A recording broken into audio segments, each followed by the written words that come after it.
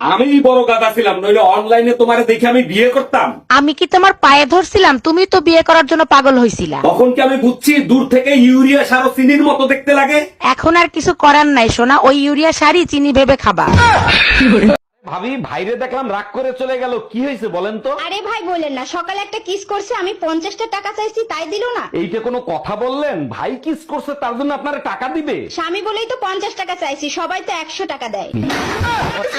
জানো, বিয়ের আগে আমি এতটাই সাহসী ছিলাম, মাঝরাতে কবরস্থানে ঘুরতে যাইতাম। চাপা মারা জায়গা পাও না, যে বিড়াল ইঁদুর মারে তার মুখ দেখলেই বোঝা যায়। তার মানে কি বলতে চাও, আমি ভীতু কাপুরুষ? অবশ্যই, এতটাই ভয় পাও যে রাতের বেলা বউর সাথে ঘুমাও।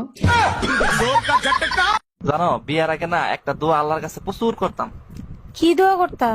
দোয়া করতাম, আল্লাহ সবারই তো বউ আছে, আমার তো একটা বউ নাই, একটা বউ ব্যবস্থা করে দাও। ও, তাহলে আল্লাহ তো তোমার দোয়া কবুল করছে, তাহলে এখন খুশি না? খুশি। এখন আল্লাহর কাছে দোয়া করি, আল্লাহ বিয়ার আগে যে দোয়া করছি, দোয়া করে ভুল করে লাগছি। কি? ইদানিং দেখলাম বেশি চলতেছে। 20 বছর 22 বছরের মেয়েরা 60 বছরের ঘোড়া বেড়ারও বিয়ে করতেছে। যদি জিজ্ঞায় কেন লেগে বিয়া বর্ষ, যদিও কয় না, আমরা এতটুকু বুঝি, নিশ্চয়ই বুড়া বেড়াতে হাসে। একটা কথার উত্তর দাও। কি ক? তুমি আঙ্গ মারে কত বছর বয়সে বিয়ে করছিলে? কে 10-12? আমার বয়স কত? 22 চলে। ওই হুমুন্দির বাচ্চা, তোর মেয়ের বয়সে বাচ্চালে বিয়ার বয়স হয়েছে, চোখে বলে না?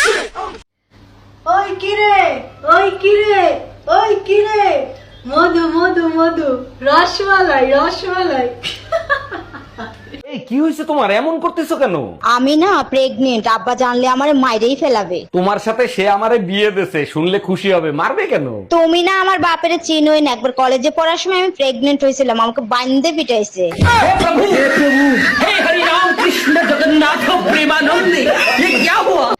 স্বামীর টাকা থাকা দরকার, আসলেই দরকার।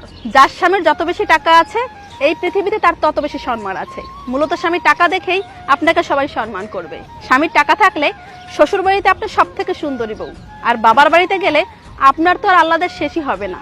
আর বাহিরে বের হইলে সবাই আপনার সাথে সেদে সেদে কথা বলতে আসবে। তাই স্বামীর টাকা থাকাটা আসলেই দরকার। আচ্ছা ভাবি, ভাইয়ের সাথে প্রতিদিন রাতে কি নিয়ে ঝগড়া বাঁধে? আরে ভাই বলেন না, প্রতিদিন রাত্রে ঘুমানোর আগে গোসল করাবে, এই নিয়েই ঝগড়া বাঁধে। আমার মনে হয় ভাই অনেক পরিষ্কার পরিচ্ছন্ন লোক, তো তাই গোসল করায়। আরে ভাই, পাঞ্চার মিস্ত্রি তো খালি সন্দেহ করে, কোন জায়গাতে লিক হয়েছে কিনা সেটা চেক করে।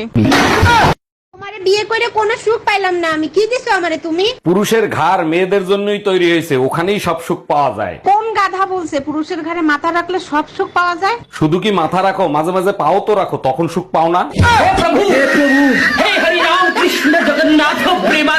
আমার কাছে বিয়ের আগের লাইফটা কেমন লাগছে? এটা চিনি ছাড়া শরবত আছে না, লেবুর পানি, এরকম লাগছে, খালি টাউবা টাউবা। আর বিয়ের পরের লাইফ? বিয়ের পরের লাইফ হয়েছে মনে করে 1 গ্লাস চিনি শরবত, এর মধ্যে আরো 1 গ্লাস চিরতার পানি, তা 20।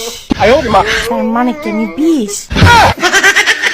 আমি ফুচকা খেয়েও দেখেছি, আমি মোমো খেয়েও দেখেছি, শান্তিতে শুধু আমার বরের মাথা খেয়ে পেয়েছি।